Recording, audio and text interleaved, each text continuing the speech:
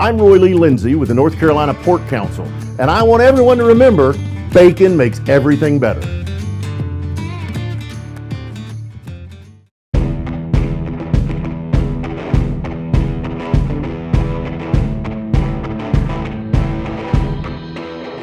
Our next guest is relatively new to the great state of North Carolina, but in just his first 10 months here, he and his High Point University basketball program are leaving a truly amazing impression, and his personal story is a fascinating one we hope to learn more about today.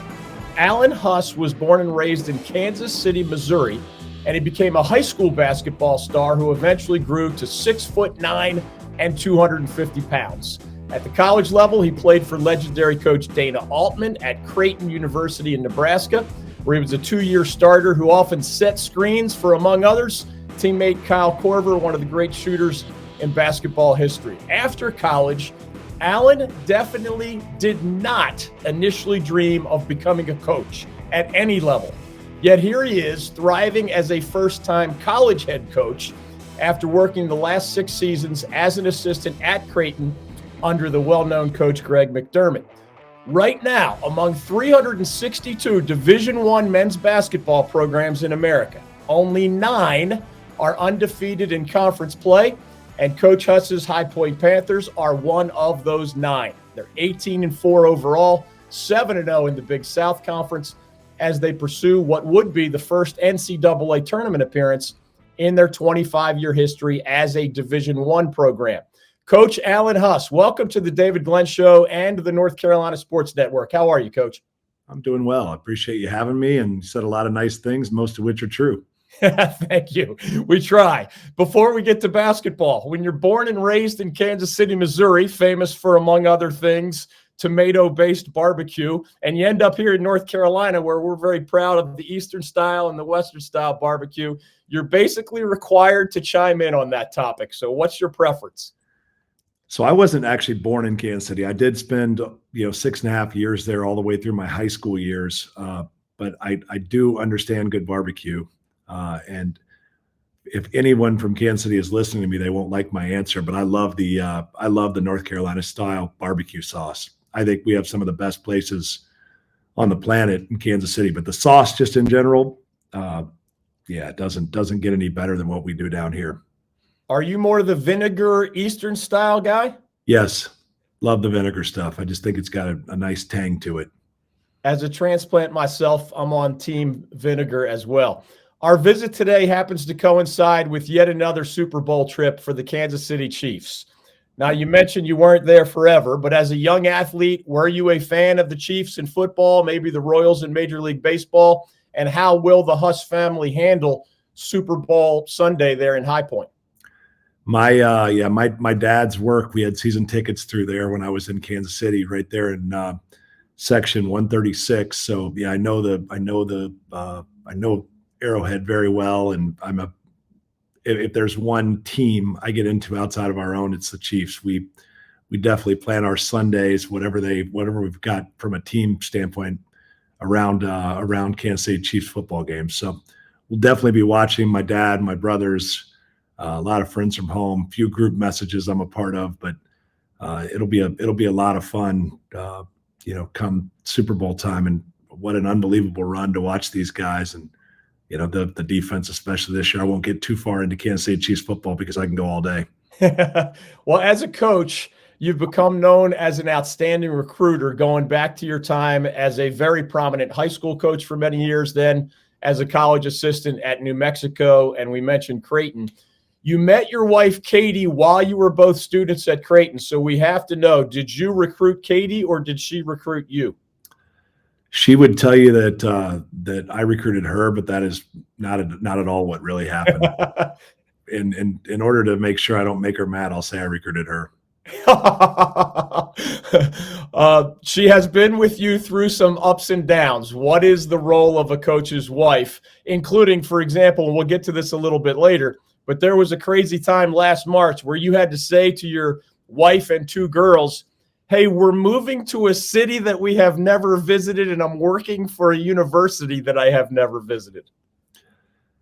Yeah, I mean, there's some blind faith involved when you decide to be a coach's wife. And in her defense, when she decided to marry me, I had zero desire to coach. We'd never even been in a conversation. We'd never mentioned it. I was making my way through the end of my playing career, and I had been riddled with injuries. And you start when you're dealing with the number of injuries that I have, and just habitually poor knees. In particular, it's challenging to be able to separate the pain of injuries from, kind of the basketball piece of it. So it all just kind of got morphed into one when you're spending an extra 90 minutes over there every day trying to figure out how to get on the practice floor. But when I was done, I was done. I had no real desire to coach. And so my wife did not sign up for this. That's just my point in saying all this. So she is an angel for many reasons, but probably above all else, the fact that she's jumped into this and she's run, and we've been in multiple states, every geographic region at this point, and she just keeps everything moving ahead. And of course, now I've got 2 teenage daughters that, just like my wife, tell me I'm wrong all the time. So it's nice that I get to coach every now and then, and every once in a while somebody listens to me when I'm doing this. That never happens at home. High Point coach Alan Huss is joining us on the David Glenn Show. I want you to take us back to that, Coach, because I do think on a human level, one of the most fascinating parts of your story is that you gradually equated the love of your life beyond your wife, basketball, with physical pain. And I've read about those knee surgeries, the shoulder problems. I know in other ways it's not easy to be 6'9", et cetera. What can you tell us about the kinds of work you were doing in your early 20s before you had this coaching dream? And did the real world push you back toward basketball in any way? Or was there just something you craved about the basketball culture or environment after those couple of years?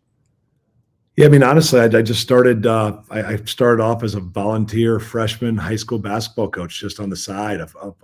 A friend of mine, Jeremy Moore, who was the head basketball coach at Eisenhower High School in Decatur, Illinois, where I was living at the time. I was just working a regular job and, running at that point a family business.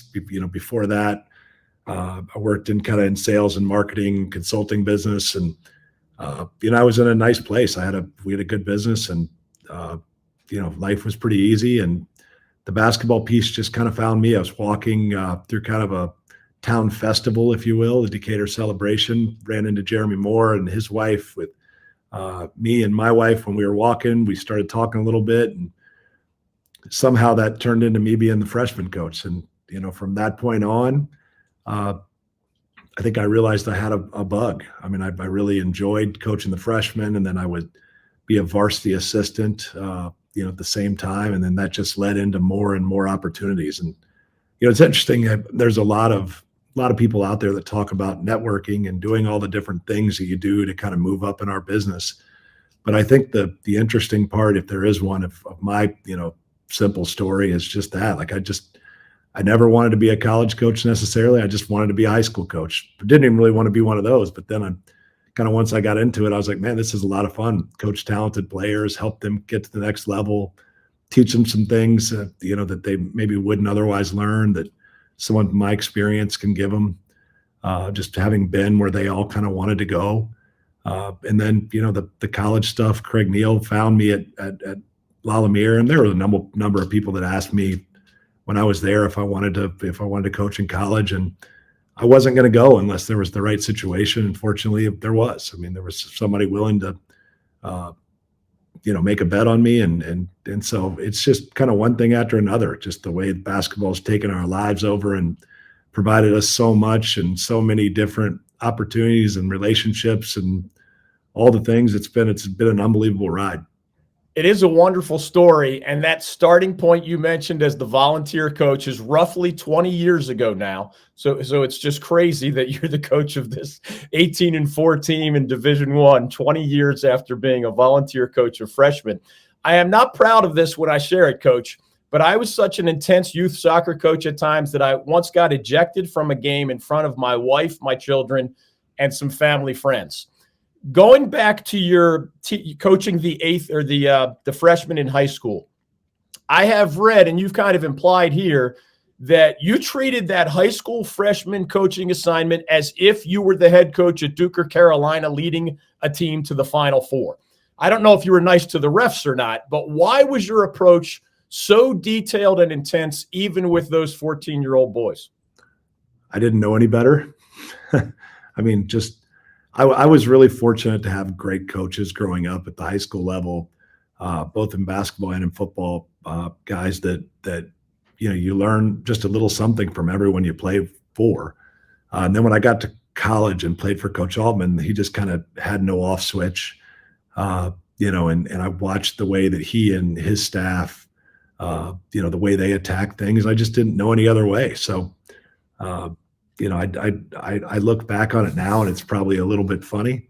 I'm sure if you ask some of the guys that played for me, my intensity level, was a lot. It was definitely a lot for a few of those officials.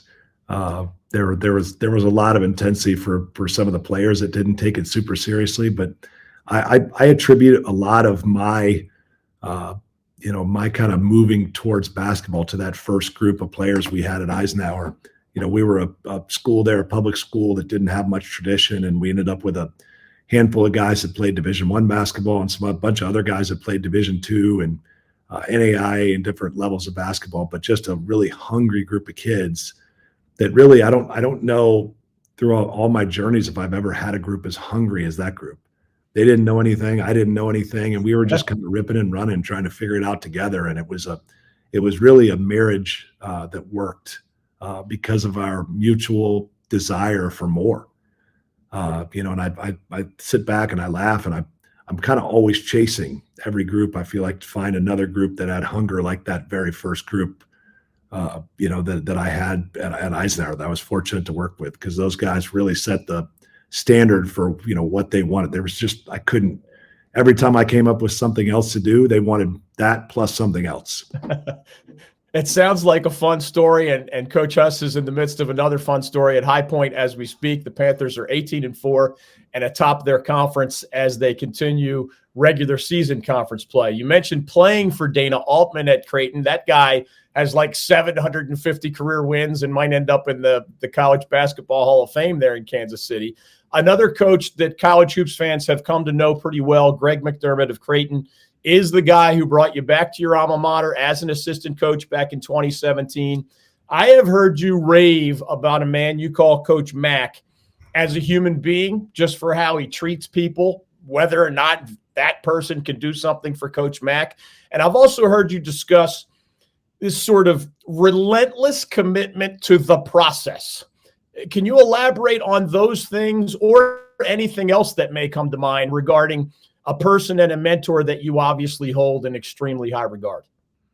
Yeah, I think that's the interesting thing, because when you look at kind of the two main basketball mentors I had, Coach Altman as a player and then Coach Mack as a coach, you look at those two guys and there are so many things they do drastically, that are just drastically different in their approach, in their intensity level. Coach Mack is very laid back, and Coach Altman is not. He's super, super intense, and everything is that way. But they're the common denominator, and that's what you start studying when you have an opportunity, I think, to work for so many different peoples, different leadership styles, different methodologies, all the different things that are involved.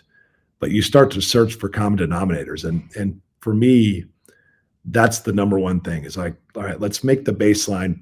How do we treat people that can't help us? And that's the one thing that those two guys, more so than anything else, they treat people the right way. It doesn't matter who it is, and it doesn't matter what they can do for them, but they do exactly that. And I think when you make that your base, of just kind of treating human beings the right way, then, you build up goodwill in this business. And sometimes it's hard to, it's hard because there's different things that happen that upset you along the way, but just building up goodwill with whether it's internal people at your organization where you're coaching, or whether it's people within the industry, within the coaching business, trying to build up goodwill. And I think both those guys have done just a superb job of that throughout their careers. And really that's forget how they coach and stylistically and, systematically just look at that piece of it. And to me, that was the one thing that, you could take from both of them was, all right, if you make that your baseline and kind of build out from there, you've got a really sound base.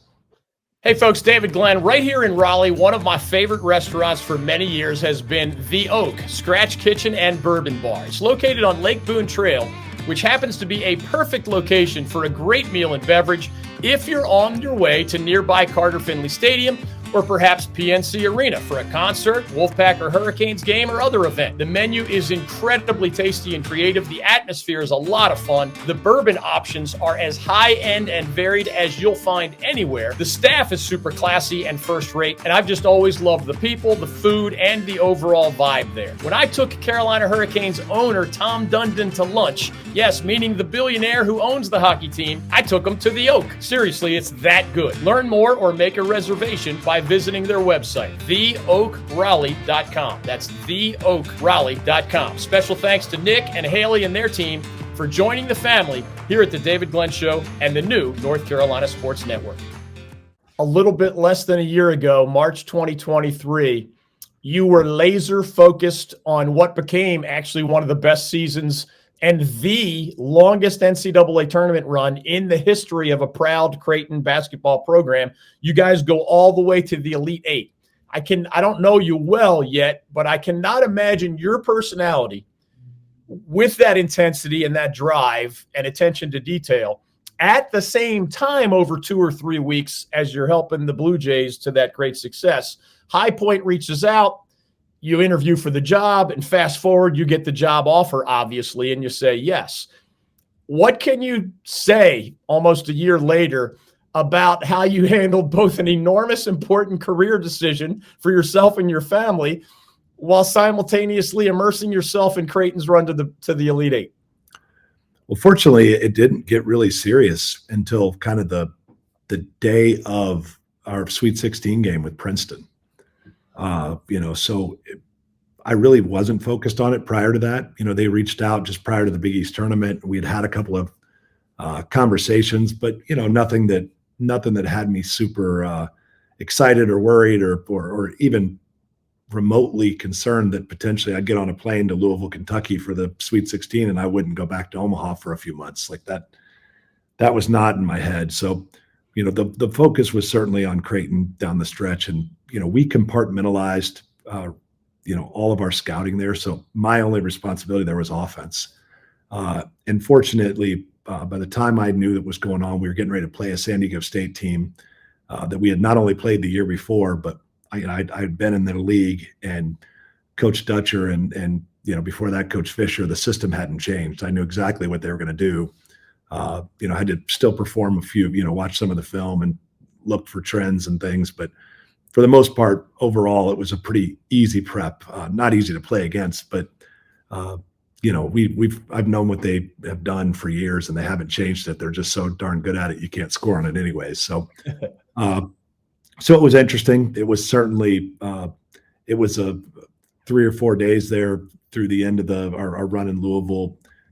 All the way up to the press conference here, it was a challenge to try to juggle everything, and not the least of which was the emotion of a wife and 2 teenage daughters who just had their world turned upside down. So it was a challenge, but for me, it's not all that challenging because it was just there was so much excitement involved, so much new involved, so many new things to do, and it was the old drinking out of a fire hose deal. So I didn't have a whole lot of time to sit there and really reminisce about a great season that we had at Creighton, or think about emotions or any of that. I just had to kind of keep my mouth on the fire hose and just continue to drink and try not to drown.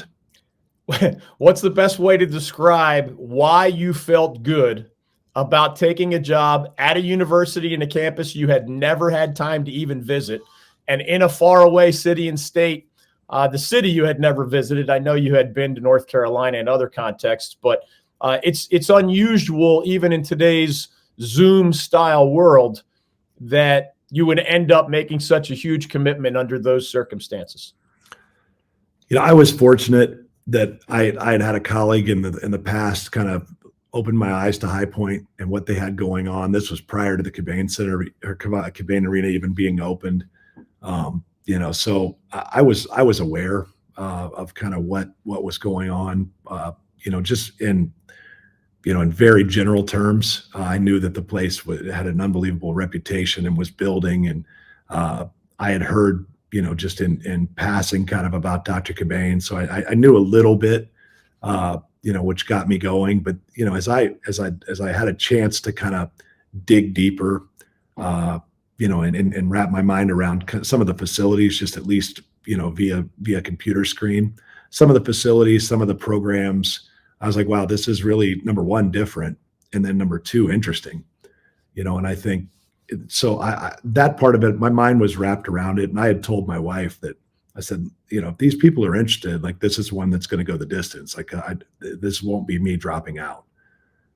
So when I had the opportunity to have a little bit more of an in-depth conversation with Dan Hauser, our director of athletics, and then with Dr. Qubein, I got off the call immediately and said I was in one side of a suite, my wife was in the other one at the hotel in Louisville.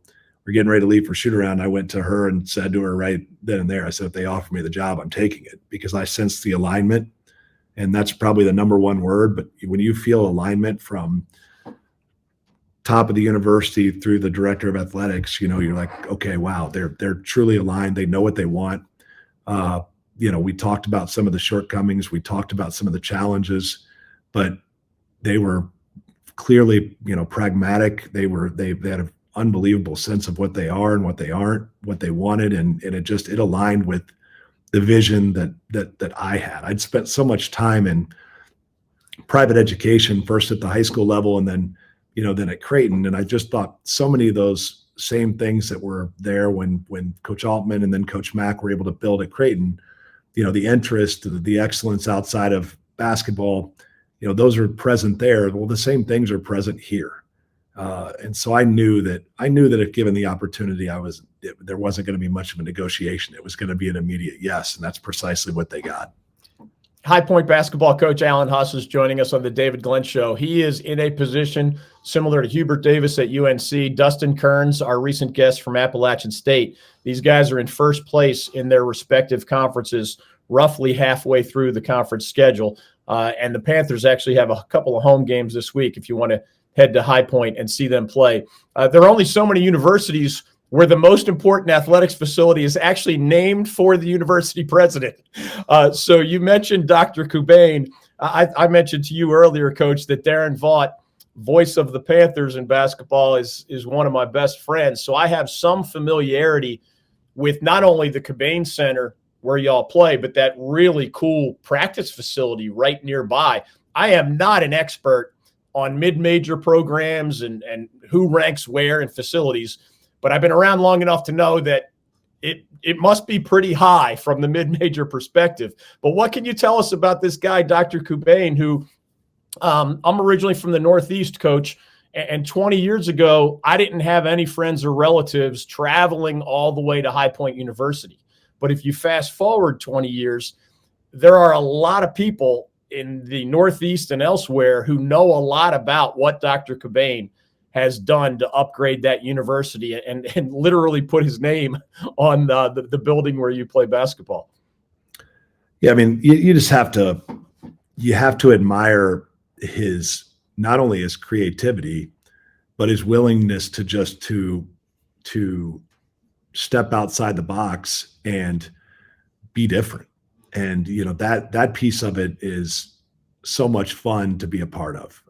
And anytime you get a chance to sit in a room with him, if you think it's disingenuous, you couldn't be more wrong. I've had a lot of people ask me that because he's so outgoing and, and he's out in front a lot of times, but what you see is what you get.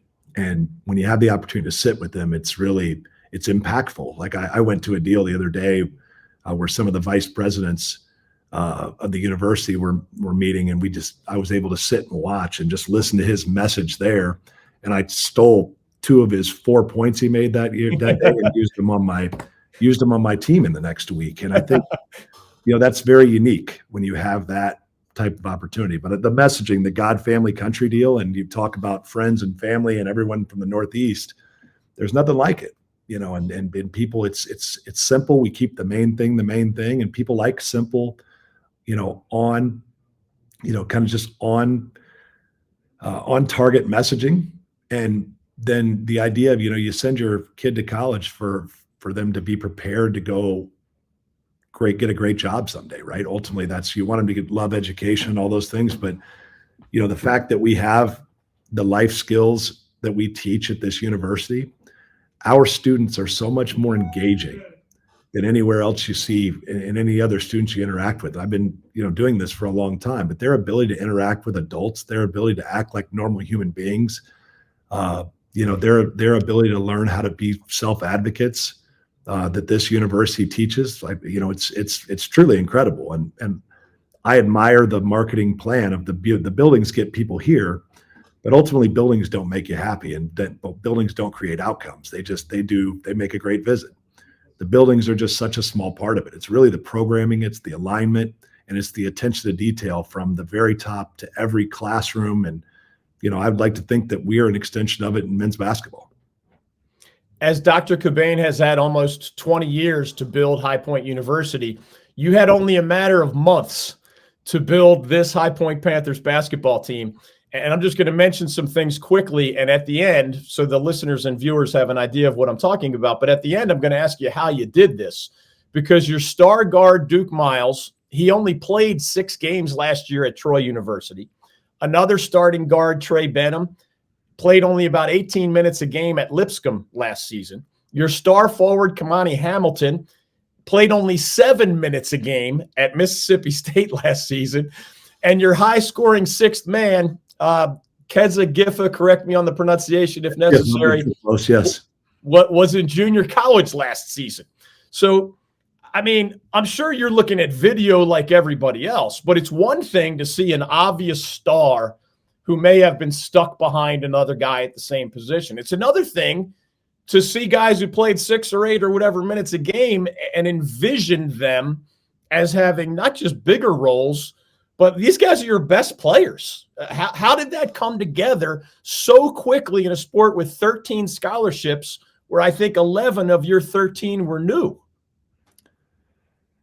I don't know I don't have a profound answer for you, unfortunately. I think the due diligence that my staff was able to, kind of perform on each one of these players, and another, few hundred that we ended up not getting, or either they made that decision or we did. Yeah, I think that's probably a huge piece of it.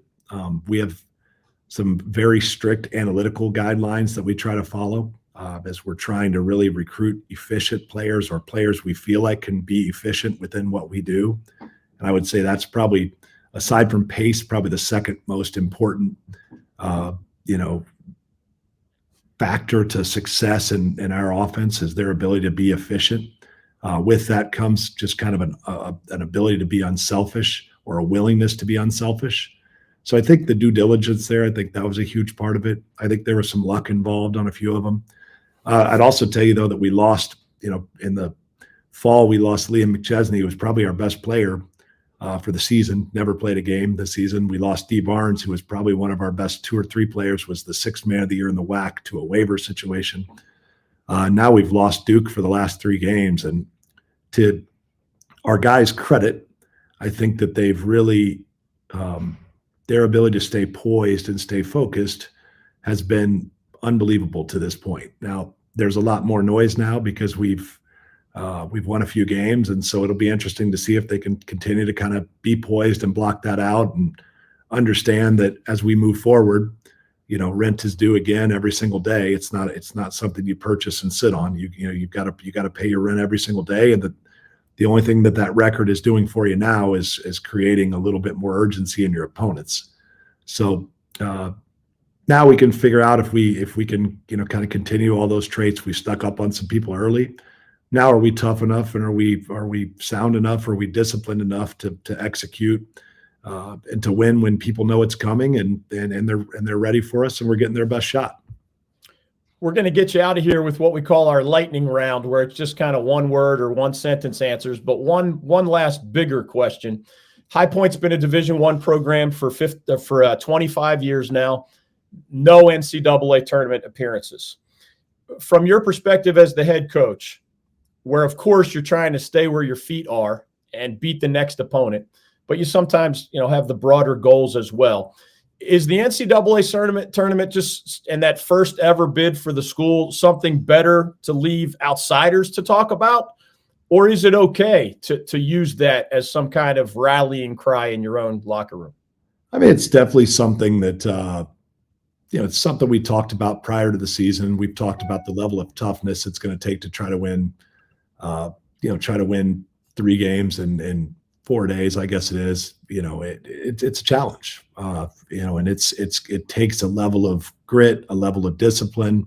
So it's something we've talked about in broad terms, but we really, like most coaches, we just try to break it down to kind of win in 4-minute segments and, paying rent and practice every single day.